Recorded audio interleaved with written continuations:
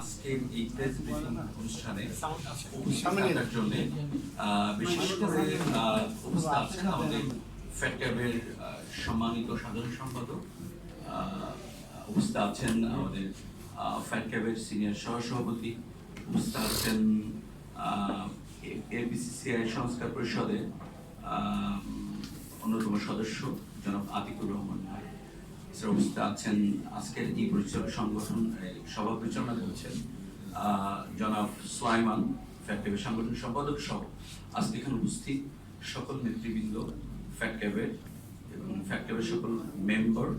বিশেষ করে যারা আজকে আমাদের এই প্রোগ্রামটাকে সাফল্যমণ্ডিত করেছেন, আমাদের সম্মানিত সাংবাদিক বৃন্দন ভাইরা, সকলকে আমার ব্যক্তিগত পক্ষ থেকে এবং আমাদের ফ্যাটক্যাব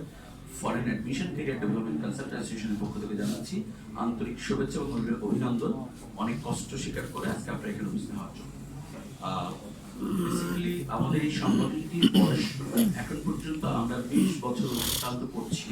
কিন্তু এখনো পর্যন্ত অনেক ক্ষেত্রে গভর্নমেন্টের পক্ষ থেকে কমপ্লিট নীতিমালা আমরা পাইনি। তো আজকের আমাদের যে উপস্থিতির কারণে আমরা বৈদেশিক উচ্চশিক্ষা কর্মসংস্থান খাতের সুশাসন, শিক্ষার্থী সুরক্ষা ও আন্তর্জাতিক মানসম্পন্ন নিয়ন্ত্রণ কাঠামো প্রণয়নের আহ্বান করছি এই সংবাদ সম্মেলনের মাধ্যমে। আমি খুব জিস্ট করে কয়েকটি বিষয় একটু তুলে ধরতে চাচ্ছি আপনাদের কাছে। সাম্প্রতিক সময়ে আপনারা খেয়াল করেছেন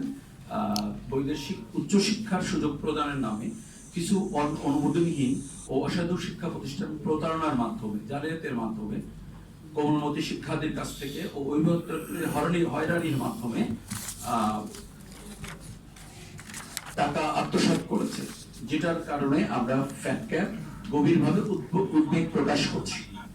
এই ধরনের বিচ্ছিন্ন ঘটনা হলো গুরুতর অনিয়ম শুধু শিক্ষার্থী ও পরিবারের আর্থিক ও মানসিক ক্ষতির কারণ নয়, বরং বাংলাদেশের বৈদেশিক উচ্চশিক্ষা কর্মসংস্থান খাতের আন্তর্জাতিক ভাবমূর্তি, দেশের সুনাম, দীর্ঘদিন ধরে যে সততার সাথে আমরা এই বিজনেসটা করে যাচ্ছি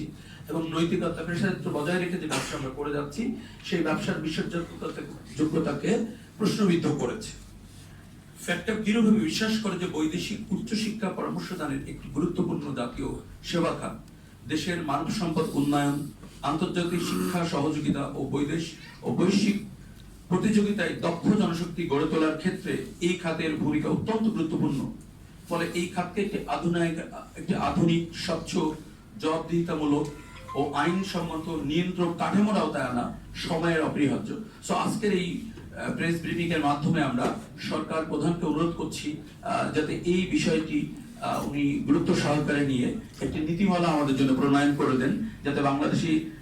এই কনসালটেন্সি সেবায় নিয়োজিত যে ফার্মগুলি আছে তারা যেমন উপকৃত হয়, একই সাথে বাংলাদেশি শিক্ষার্থী এবং অভিভাবকবৃন্দ উপকৃত হয়।